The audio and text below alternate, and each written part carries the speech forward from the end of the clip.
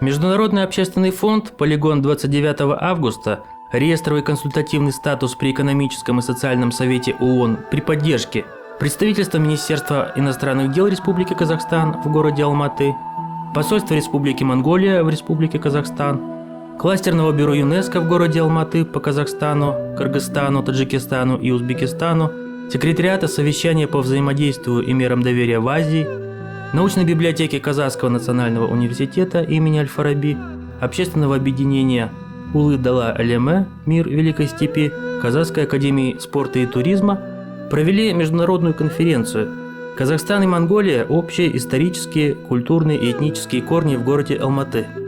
В работе конференции приняли участие посольство Монголии в Казахстане, кластерное бюро ЮНЕСКО в Алматы, консульство зарубежных государств, аккредитованных в городе Алматы, Республики Монголии, Индии, Южной Кореи, Азербайджана, агентство USAID США, Международного института изучения кочевых цивилизаций, Институт ЮНЕСКО город Улан-Батор, Института истории и этнологии имени Чкана Валиханова, Института востоковедения имени Рамазана Сулейменова, Института языкознания имени Ахмета Байтусынова, Казахстанский институт стратегических исследований, ученые из Казахстана, Кыргызстана, Монголии, России, США.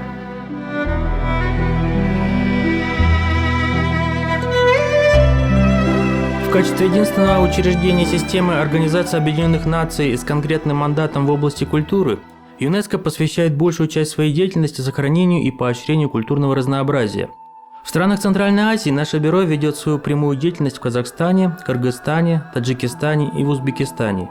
ЮНЕСКО осуществляет различные мероприятия по сохранению культурного разнообразия, развивая партнерские связи и разрабатывая совместные проекты с широким кругом национальных и международных партнеров, включая правительственные и государственные учреждения, международные организации и представителей доноров.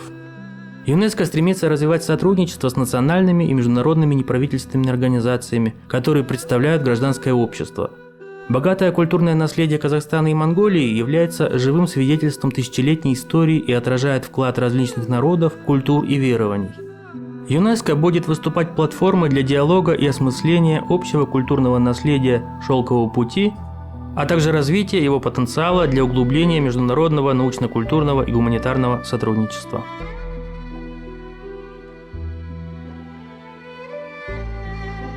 У нас есть очень интересная, великая общая история. Наши предки основывали и созидали эту историю своей неповторимой кочевой цивилизацией, своей организованностью, своей сплоченностью, своими дисциплинированными войсками. А мы, их потомки, тщательно изучая их, должны ближе узнать друг друга. Я убежден, что между нашими странами есть большие перспективы по изучению нашей общей истории, культуры, традиций, философии кочевой цивилизации. История кочевников – это одна из интереснейших площадок для историков и других профессионалов. Потому что кочевники жили и до сих пор очень тесно живут с самой природой, с животными и сохраняя за собой самое главное и всегда обсуждаемое нами – вопросы экологии.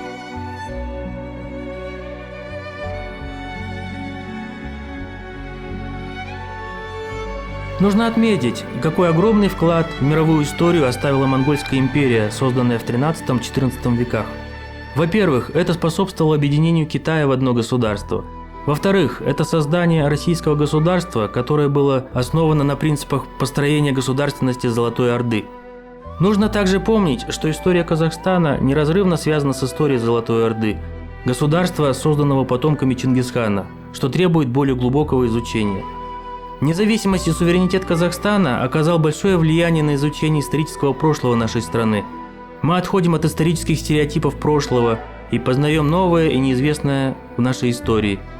Создатель Великой Монгольской империи, завоеватель Чингисхан, и сейчас представляет огромный интерес, изучается историками многих стран. Наши народы имеют общую кочевую цивилизацию, уходящую вглубь тысячелетий, имеют общую материальную и духовную культуру, языки, а также общую историческую генетику, называемую национальным самосознанием, которое пробивает себе путь сквозь самые сложные геополитические процессы 21 века.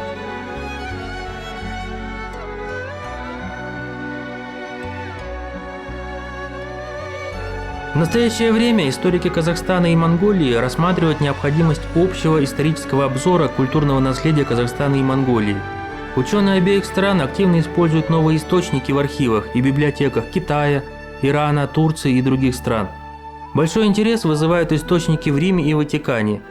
Это, например, секретный архив Ватикана, апостольская библиотека и архив общества иезуитов, где хранятся средневековые карты, касающиеся предков казахов и монголов.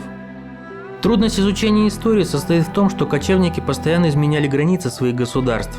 Поэтому изучение средневековых карт должно компенсироваться визуальными материалами, такими как картины, путевые заметки об истории Великой Степи. В этих библиотеках имеется обширная коллекция карт, которые отражают политическую географию Евразийской степи в Средневековье. Одна такая коллекция находится в архиве общества иезуитов. Например, карта номер 1. Это карта неизвестного происхождения и времени создания. Вероятно, существовала еще более старая карта с некоторыми изменениями, внесенными позже учеными и картографами Средневековья. Карта номер 2. Эта карта была создана в XVIII веке Французской академией наук. Хотя она отражает политическое развитие в Центральной Евразии намного более раннего периода. Карта номер 3. Это карта Южной и Средней Азии, которая отражает, вероятно, развитие государственных отношений в этом регионе.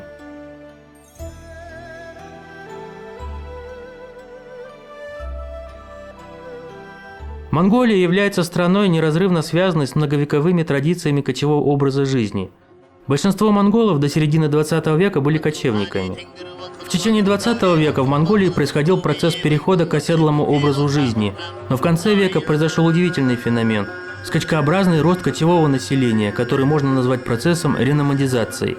По данным 2000 года, число скотоводов превысило 420 тысяч человек. Произошел пик реномадизации. Нужно отметить, что в 2000, 2002 и в 2009 году оказались крайне неблагоприятными по климатическим условиям, что сопровождалось сокращением поголовья скота на 30%, до 32 миллионов голов скота в 2010 году. В настоящее время в Монголии насчитывается около 600 тысяч аратов-скотоводов, что составляет около 1/4 населения страны. Количество скота насчитывает около 50 миллионов голов.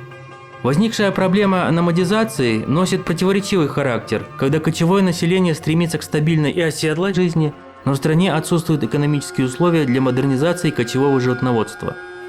Государство уделяет огромное внимание животноводству.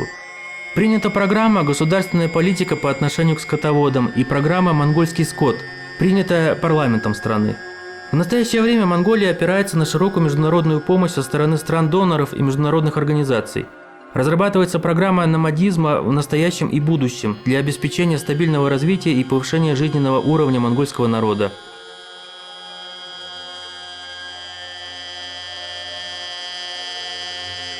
Чингизиды – потомки казахского хана XVIII века Абылая, а также великого завоевателя Чингисхана. Адильбек Бегидаев и Сермухан Бекмаханов подарили гостям конференции диаграммы исторического развития Казахстана, на которой изображается зрительный образ всей истории Казахстана с древнейших времен до наших дней. Адильбек Бегидаев является автором этой диаграммы.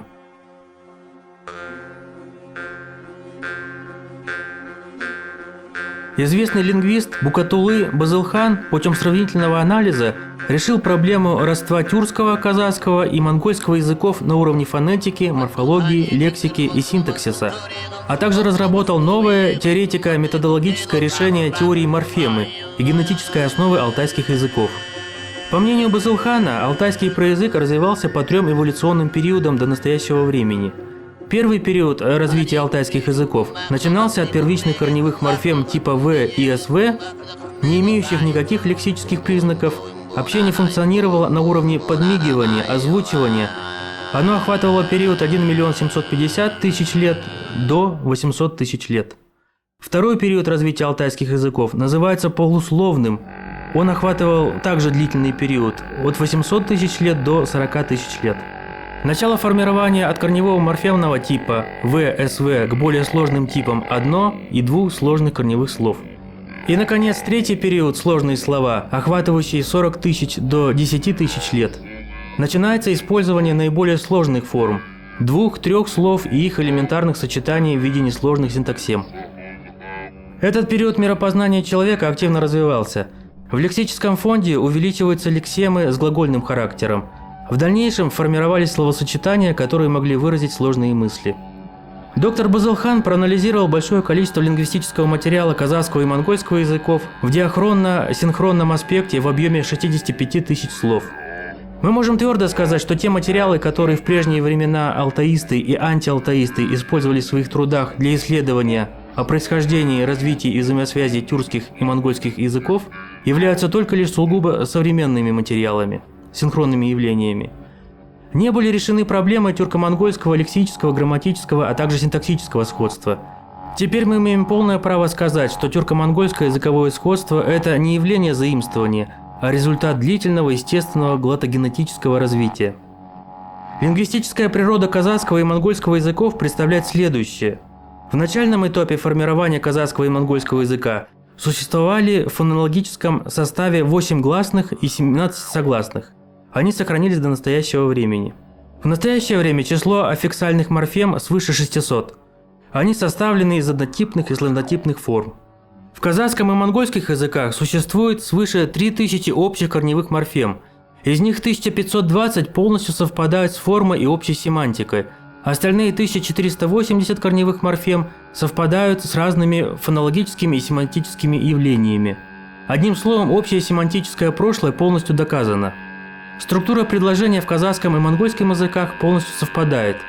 Поэтому современные казахские и монгольские языки есть глотогенетические родственные языки, имеющие один общий корневой язык.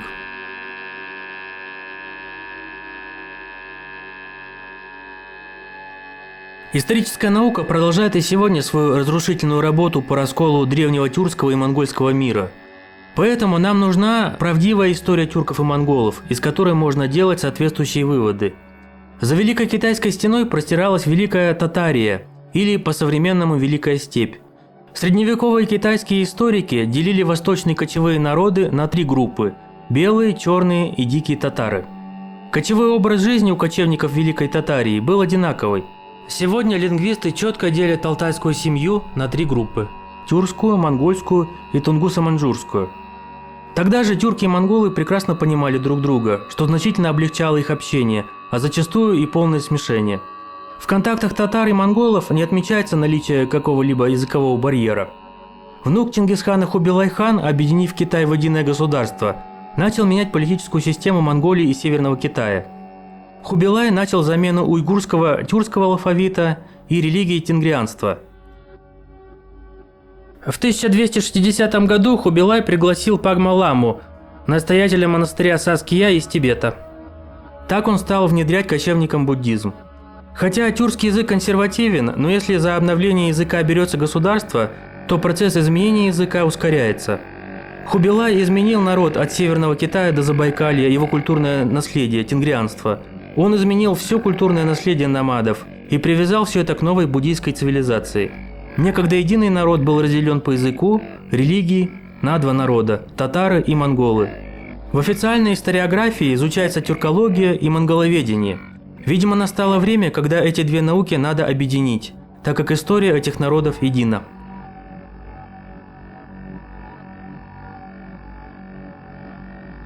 Во второй половине 19 века казахи, кочевавшие в Алтайском Аймаке Китая, начали переселяться в монгольскую область Кобдо с конца 60-х годов и в начале 70-х годов 19 века. Переселению казахов есть несколько причин.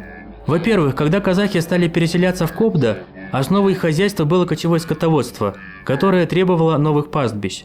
В 60-70-х годах в западной части Китая произошло восстание уйгуров, дунган и казахов.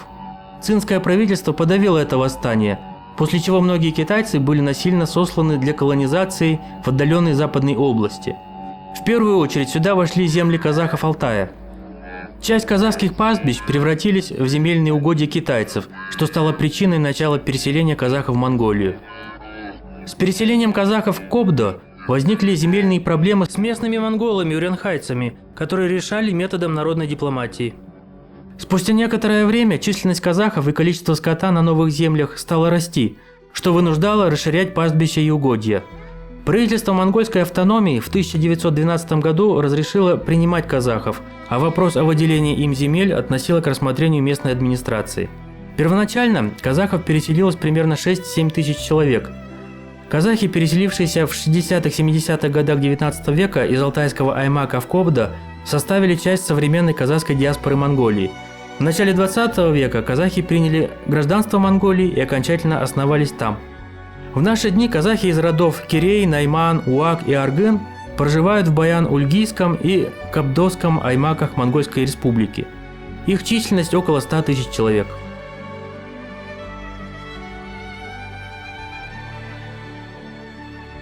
Созданные нами генеалогические таблицы тенгизидов восполняют схему исторических событий, происходивших на протяжении 8 веков вплоть до наших дней. По нашей таблице изучают структуру казахского общества начала 20 века, так как в наших таблицах указаны все слои общества, от князя Российской империи до рядового пастуха. Действительно, 5 казахов-тенгизидов были князьями Российской империи. Учтены все тенгизиды, генералы, депутаты Госдумы, историки, казахские послы в Петербурге и Пекине. Также указаны тенгизиды основатели других ханств – Казанского, Астраханского, Крымского, Сибирского, Бухарского и Хивинского. Соавтором данной таблицы является Гизат Табулдин. На семинаре по Центральной Азии и Казахстану 15 ноября 2013 года в Сорбонском университете в Париже презентовалась генеалогическая таблица тенгизидов с 13 по 20 век и книга «Всемирная генеалогия тенгизидов». Эксперты ЮНЕСКО Григорий Томский, Эдмонд Жуф, профессор университета Декарта, рекомендовали издать на английском, французском и китайском языке. На основании исследований исторических источников мной была издана книга «Тюрки или монголы. Эпоха Чингисхана» при поддержке фонда «Полигон» 29 августа, где была проведена доказательная база, что государственным языком Великой Монгольской империи был тюркский язык, близкий к современному монгольскому и казахскому языкам. В начале 13 века, когда Чингисхан объединил кочевые тюркские племена в одно государство, возник вопрос – как называть новое государство? Видимо, вспомнили времена тюркских каганатов VI-VIII веков и назвали свое государство Менги-Ель – Вечное государство. Российские историки Васильев, Котвич, Иностранцев еще более 100 лет назад заявляли, что монголы – это политический союз тюркских племен, объединенных в одно государство, названное позднее Монголией.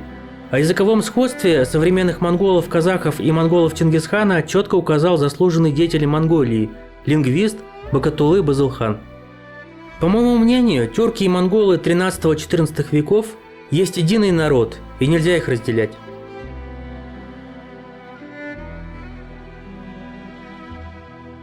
Из исторических источников известно, что тюркские племена найманов, жалаиров, киреев, киятов в X-XIII веках проживали на территории современной Монголии. У этих племен образовался особый диалект, отличающийся от диалекта западных тюрков-агузов. В своей книге «Заблуждения, длившиеся веками» я назвал его восточным диалектом. В исторических источниках эти племена названы монгольскими. В историческом тюркском памятнике Культигину 732 года имеются такие слова, как «Бенгу-Ел», которое звучит как идея создать вечное государство, вечный народ. В книге Юсуфа Баласагунского «Кутадгу-Белик. Благодатные знания», написанной в 1069 году, эти слова звучат как «Менгу-Ел». В 1206 году, когда Чингисхан объединил тюркские кочевые племена в единый народ, вероятно, была принята идея о новом наименовании народа Менгу-Ел в память своих знаменитых предков. Поэтому стал называться Менгу-Ельским или монгольским. Это стало названием восточных тюрков.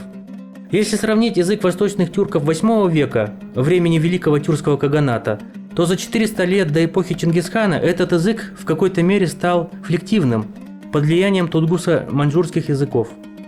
Кстати, созданное в 1348 году новое государство чагатаитов, потомками сына Чингисхана Чагатая, Семиречья и Кашгария, стало называться Моголистаном, а созданная империя тимуридов Бабуром в 1526 году в Индии стала называться империей Великих Моголов.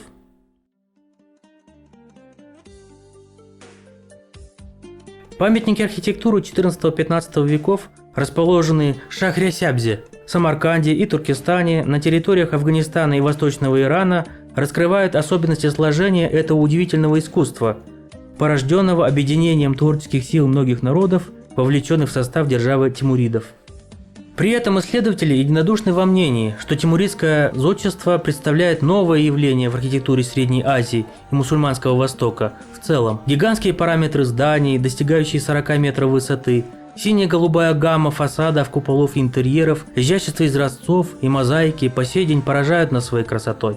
О влиянии синкретических представлений кочевых племен Центральной Азии на формирование изобразительного искусства и архитектуры народов Среднего и Ближнего Востока свидетельствуют памятники, относящиеся к периодам миграции сюда этих племен, дает эпиграфический декор построек Тимура, сплошь покрывающий фасады и интерьеры зданий. При этом важно отметить, что возникновение и сложение в архитектуре мусульманских стран происходило в IX-XII веках при политическом влиянии тюркских династий – тулунидов, газневидов, караханидов и сельджукидов, принявших ислам. Максимальное применение в архитектуре эпиграфики получило в государстве Тимура. Тогда же суфийские общины стали пользоваться покровительством государства и достигли подавляющего влияния в духовной жизни народов Средней Азии и Юга Казахстана, в значительной степени состоявших к тому времени из тюрков и монголов.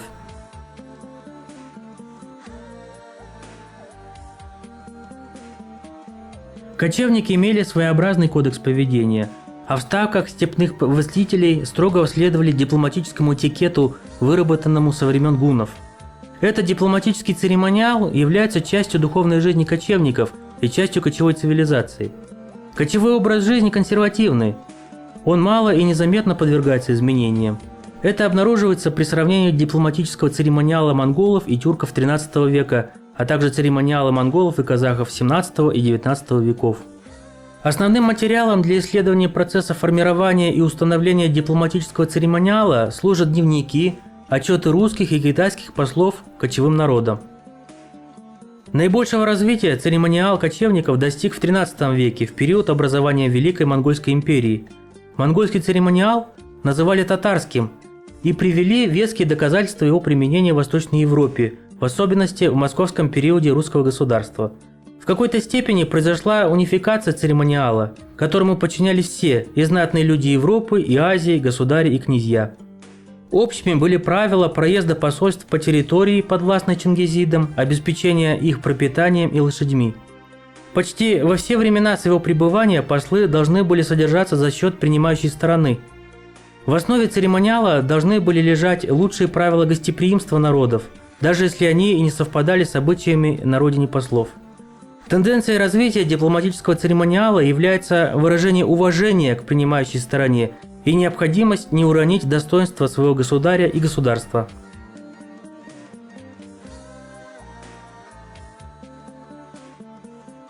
Религию тюрко-монгольских народов можно на начальном этапе характеризовать как религию природы, а в дальнейшем – религию монотеистического характера.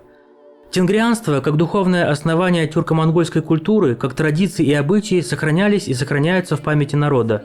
Открытость, как основополагающий принцип тенгрианства, предполагает использование мировоззренческих достижений других культур, дает возможность выбора тенгрианства как культурной и мировоззренческой идентификации.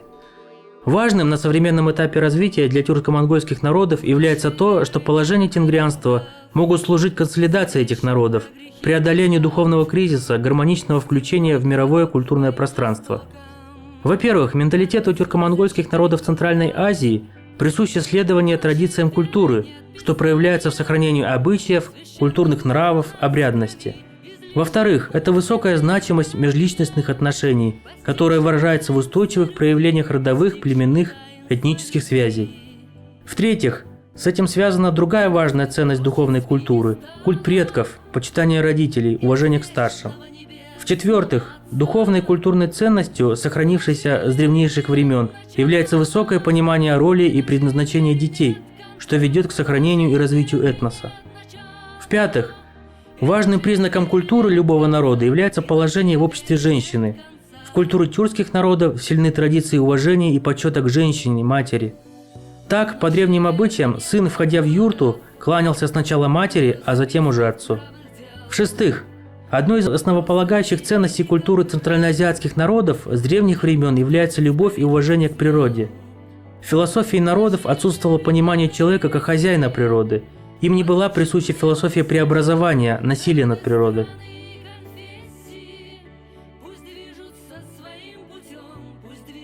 Настоящий образ Творца – это бесконечность. Единобожие всегда держалось на образе бесконечного Бога. Бесконечность одна. Двух бесконечностей не бывает. Творец заполняет собой все мировое пространство, и в пространстве нет места, не заполненного Создателем, то есть не существует пустоты. Это и есть принцип абсолютного Бога. Одной из первых монотеистических теорий, известных человечеству, является Тенер, Тенгри. У разных народов это шумерский Дингир, этрусский Тин, японский Тен, китайский Тян и так далее. Это есть небо. Бог ясного неба у всех народов был един. Древние кыргызы не молились солнцу, земле, звездам. Они молились тому, что находится над ними, космосу, божественному духу Тенеру, который проявляет себя в виде космической жизни. Тенер – это культ космоса. Именно этот образ Бога был самым древним. Этот образ присущ всем древнейшим культурам. Этот Бог является истинным, его отличает терпимость, человеколюбие, бережное отношение к окружающей природе. У кыргызов есть выражение: когда космос теряет верховенство в жизни, у людей на Земле начинаются трудности. Это касается кризисов и затянувшегося депрессивного развития человечества.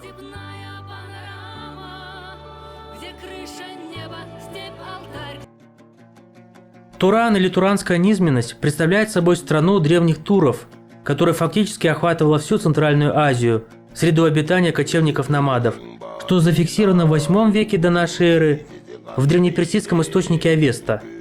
В VI веке нашей эры западная туранская ветвь образовала Тюркский союз племен, Великий Тюркский каганат. А ранее, во II веке до нашей эры, восточная ветвь древних туров образовала Сенбийский союз племен, по китайским источникам родственную гуннам. Одним из легендарных государственных деятелей Сяньби II века Тан Шихуай, Тан Шикей, что означает «рожденный зарей», прославивший себя своими деяниями. Сяньби – это кочевые племена, имеющие общие этнические корни и культуру с западными тюркскими племенами. Этно-первоосновой Сяньби является туранский тюркский этнос, связанный родственными и общественными узами с племенами Ухувань-Увань, древними прото-тунгус-маньчжурскими племенами. Сяньбийцы являются одними из предков современных монголов. В итоге получается, что тюрки и сяньби – это туры Турана.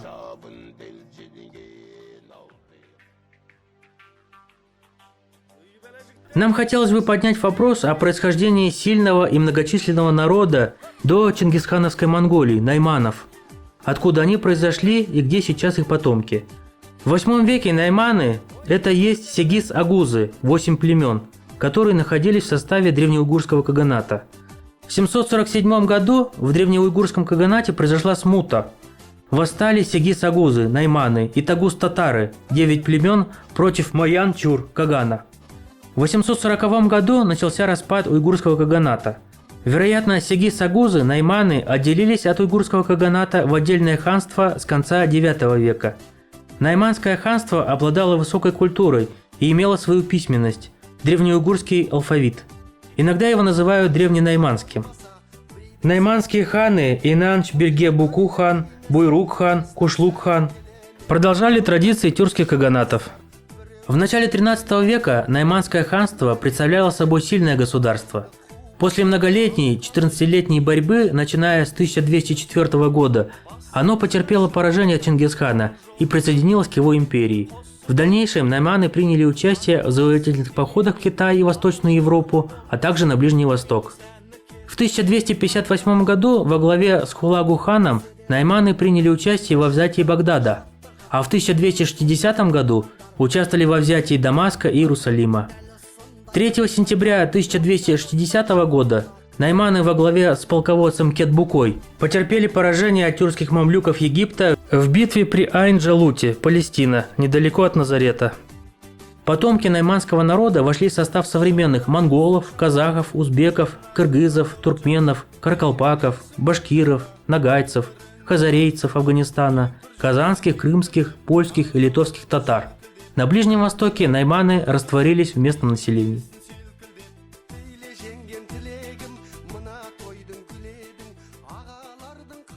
В 2006 году 800-летие создания монгольского государства было отмечено большим праздником в Монголии. Нужно отметить, что история кочевых народов Центральной Азии, тюркоязычных гуннов, предков тюрков и монголов, неразрывно связана с историей Древнего Китая. Великая Китайская стена – это линия раздела двух цивилизаций – кочевой и оседлой. Линия тысячелетнего противостояния и борьбы двух великих народов гуннов и ханьцев, предков современных китайцев. Вдоль этой стены положены миллионы человеческих жизней. Кочевники, теснимые Китайской империей на северо-запад, основывали новые государства, что дало пассионарный толчок к великому переселению народов в Европу в начале второго тысячелетия и созданию в V веке Великой Гунской империи Аттилы. На территории современной Монголии были созданы следующие государства: Тюркский каганат в VI веке, Уйгурский каганат в VIII веке, империя Чингисхана в XIII веке. Проживающие на территории Монголии тюркоязычные племена, такие как найманы, киреи, жалаиры, кияты, тайтиюты, меркиты, татары, в дальнейшем вошли в состав монголов, уйгуров, калмыков, казахов, узбеков, татар, нагайцев, башкир, кыргызов, каракалпаков и других народов.